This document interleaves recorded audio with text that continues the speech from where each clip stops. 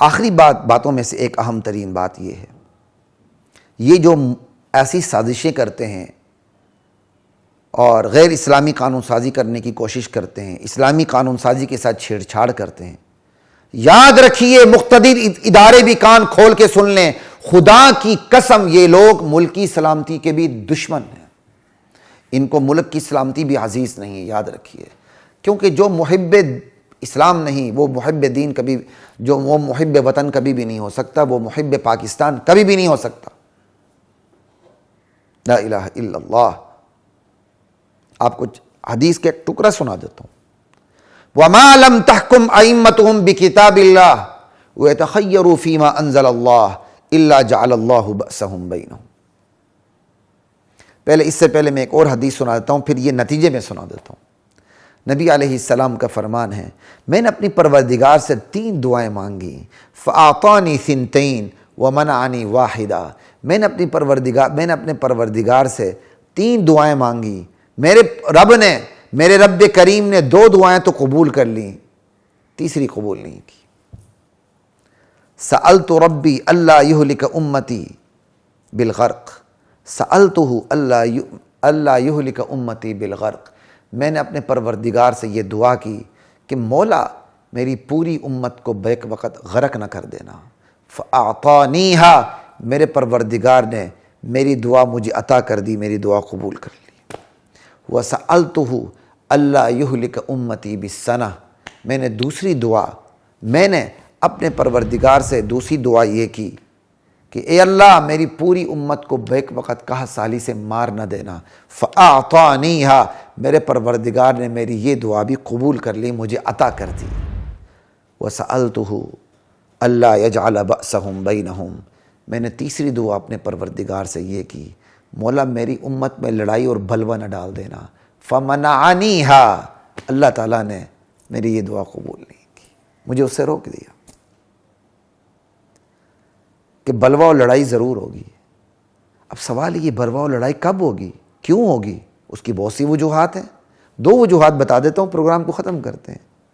ایک وجہ صحیح حدیث سے، وَمَا لَمْ تَحْكُمْ أَئِمَّتُهُمْ بِكِتَابِ اللَّهِ وَيَتَخَيَّرُوا فِي مَا أَنزَلَ اللَّهُ إِلَّا جَعَلَ اللَّهُ بَأْسَهُمْ بَيْنَهُمْ، جب تمہارے حکمران اللہ کی کتاب کے مطابق فیصلے نہیں کریں گے اور اوپر سے نازل شدہ احکامات کو کھول کھول کر دیکھیں گے، جو مزاج، کلچر، ثقافت کے مطابق ہوا، جو اپنے ذہنی قالب کے مطابق ہوا اسے قبول کر لیں گے، اور جو مزاج کی مطابق نظر نہیں آیا اسے رد کر دیں گے۔ جب یہ حالت ہوگی اللہ تعالیٰ ایسے معاشرے میں لڑائی اور بلوہ ڈال دیں گے۔ یہ دیکھیں لڑائی اور بلوے کی بنیاد، جب غیر اسلامی قانون سازی ہوگی، جو اسلام کا قانون پسند آئے وہ لے لیا، جو پسند نہیں آیا رکھ دیا، اس کے مقابلے میں غیر اسلامی قانون آ گیا، تو نبی کی زبان کے مطابق یہ لوگ بلوہ اور لڑائی ڈالنے والے فسادی ہیں، یہ فساد فی الارض کے مرتکب ہیں، اور ان کو ان کے جرم کی نوعیت کے مطابق شدید سے شدید ترین سزا دینی چاہیے۔ ایک اور باہمی لڑائی کی وجہ نبی علیہ السلام کا ارشاد ہے، اور وہ مشہور حدیث ہے، ہر بندے کو یاد ہوتا ہے اس کا مضمون، بنی اسرائیل میں 72 فرقے ہوئے، میری امت میں 73 ہوں گے، صرف ایک فرقہ ناجی ہوگا، جنت میں جائے گا۔ صحابہ پریشان ہوں گے، یا رسول اللہ وہ نجات والا کون سا فرقہ ہوگا؟ آپ صلی اللہ علیہ وسلم نے ارشاد فرمایا، ما انا علیہ و اصحابی، وہی طبقہ، وہی فرقہ نجات پائے گا جس پر میں اور میرے صحابہ ہوں گے۔ تو صحابہ کے دشمنان، صحابہ کو گالیاں دینے والے، صحابہ پر کفر کے فتوے لگانے والے، یہ خبیث، بے ایمان، بے نسب لوگ، یہ ملک کی سلامتی کے دشمن ہیں، یہ محب وطن نہیں ہو سکتی۔ نبی کی زبان کہتی ہے کہ یہ لوگ بلوہ ڈالنے والے لوگ ہیں، کیونکہ جب فرقے زیادہ ہوں گے تو یہی لوگ بلوہ ڈالیں گے نا، اور کون ڈالے گا؟ اور اللہ تعالیٰ کے نبی نے بتا دیا، نجات پانے والے اور پرامن لوگ وہی ہیں جو میرے اور میرے صحابہ کے نقش قدم پر ہوں گے، بس۔ تو اس پروگرام کے حوالے کے تھرو ہم ارباب اختیار سے یہ کہتے ہیں، انہیں ان کی ذمہ داریوں کو احساس دلاتے ہیں، گزارش نہیں کرتے، ہم انہیں احساس دلاتے ہیں کہ اپنی اوقات میں آ جاؤ، خدا کی قسم ان مالیاتی اداروں کے دباؤ کو سامنے رکھتے ہوئے تم نے یہ جو اوچھی حرکتیں کی، اس کا بڑا برا انجام ہوگا۔ نواز شریف کا انجام سامنے رکھ لو، نواز شریف کو تم نے نہیں ہٹایا، نہ تمہیں لانے والوں نے نواز شریف کو ہٹایا، نواز شریف اپنی کرتوتوں کی بدولت گیا۔ اس نے ختم نبوت کے بارے میں کمزوریاں دکھائی، شریعت بل کے حوالے سے کمزوریاں دکھائیں، اللہ تعالیٰ نے اس کو اس انجام سے دوچار کیا۔ تو تمہارا انجام بھی اسی طرح ہو سکتا ہے اگر تم نے اسی طرح یہ کام کرنے شروع کر دی۔ اور اس بل کے شروع میں لکھا ہوا ہے کہ عالمی مالیاتی اداروں کے تقاضوں پر یہ بل لایا گیا، تو صاف صاف کہ عالمی مالیاتی اداروں نے ڈنڈا دیا، ڈنڈا، اس ڈنڈے کی وجہ سے یہ بل لایا جا رہا ہے۔ لا الہ الا اللہ۔